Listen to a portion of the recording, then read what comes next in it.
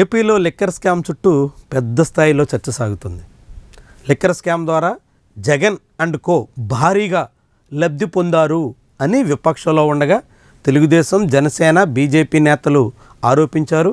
పెద్ద మొత్తంలో అవకతవకలు జరిగాయి అంటూ కేంద్రానికి కూడా ఫిర్యాదులు చేశారు.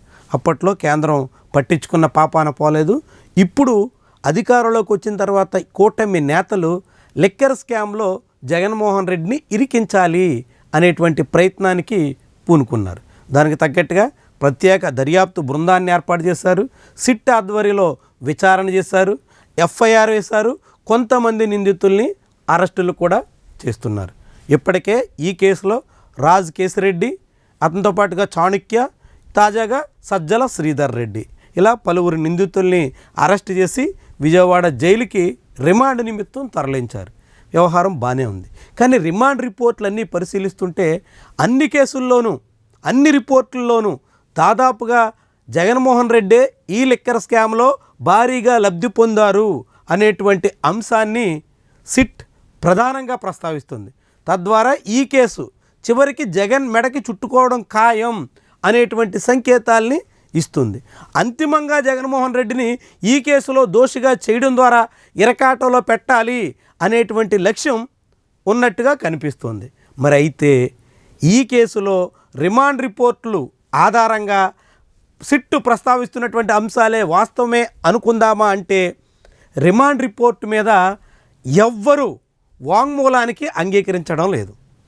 రాజ్ కేసిరెడ్డికి సంబంధించినటువంటి వాంగ్మూలాన్ని కోర్టులో ప్రస్తావించినప్పుడు నేరుగా దర్యాప్తు బృందం తెలిపింది ఏంటంటే ఆ వాంగ్మూలానికి కేసిరెడ్డి అంగీకరించలేదు, వాంగ్మూలం మీద సంతకం పెట్టడానికి నిరాకరించారు అంటూ స్వయంగా ప్రస్తావించారు. అంటే వాంగ్మూలం ఆయన అంగీకరించకుండా కోర్టులో ప్రొవైడ్ చేసి రిమాండ్ విధించినప్పటికీ అందులో దర్యాప్తు బృందం ప్రస్తావించినటువంటి అంశాలు ఎట్లా వాస్తవం అవుతాయి, ఏ రకంగా చెల్లుబాటు అవుతాయి అన్నది పెద్ద ప్రశ్న.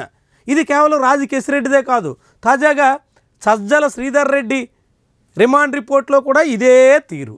ఇక్కడ కూడా దర్యాప్తు బృందం నవ్వుల పాలు కావాల్సి వస్తుంది.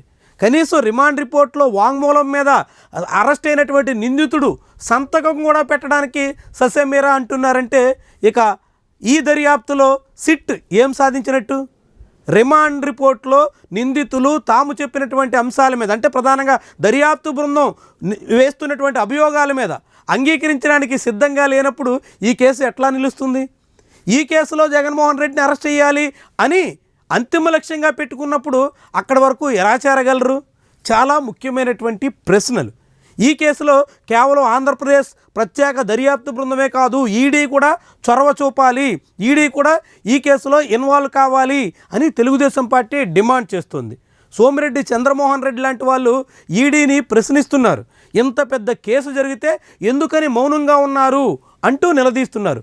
మరి ఇలాంటి వ్యవహారాల్లో ఈడీ తలదూర్చాలంటే ముందు అరెస్ట్ అయినటువంటి నిందితుల వాంగ్మూలం మీద కనీసం నిందితుల సంతకం కూడా లేకుండా ఎట్టా సాధ్యమైద్ది? కేవలం నిందితుల అరెస్టే మినహా ఈ కేసులో, ఈ అవినీతి వ్యవహారాల్లో ఎంతో కొంత మొత్తం స్వాధీనం చేసుకున్నాము అనేటువంటి విషయాన్నే రిమాండ్ రిపోర్ట్లో ఎక్కడా ప్రస్తావిస్తున్న దాఖలాలే లేవు. ఇంకెట్లా ఈ రిమాండ్ రిపోర్ట్ నిలబడుతుంది? ఈ కేసు ఎంతవరకు సిట్టు చేస్తున్నటువంటి ఆరోపణలకు తగ్గట్టుగా ఉంటుంది? కేవలం తెలుగుదేశం పార్టీ ఎన్నికల ముందు ఆరోపణలు చేసింది కాబట్టి ఆ ఆరోపణల్ని నిరూపించేదానికి తగ్గట్టుగా సిట్టు సాగుతోందా, లేకుంటేనే నిజంగా నేరం జరిగితే ఆ నేరాన్ని నిరూపించాలనేటువంటి సంకల్పంతో నడుస్తుందా? ఇలాంటి ప్రశ్నలు ఇప్పుడు వినిపిస్తున్నాయి. ఇలాంటి విషయాల్లో స్పష్టత లేకుండా సిట్టు కేసుల్లో జగన్మోహన్ రెడ్డిని ఇరికించేద్దాం, మద్యం కేసుల్లో మాజీ సీఎంని కేసుల్లో బంధించేద్దాం అనేటువంటి ప్రయత్నాలు ఎంతవరకు ఫలిస్తాయి అన్నది పెద్ద ప్రశ్నకు ఆస్కారం ఇస్తున్నాయి.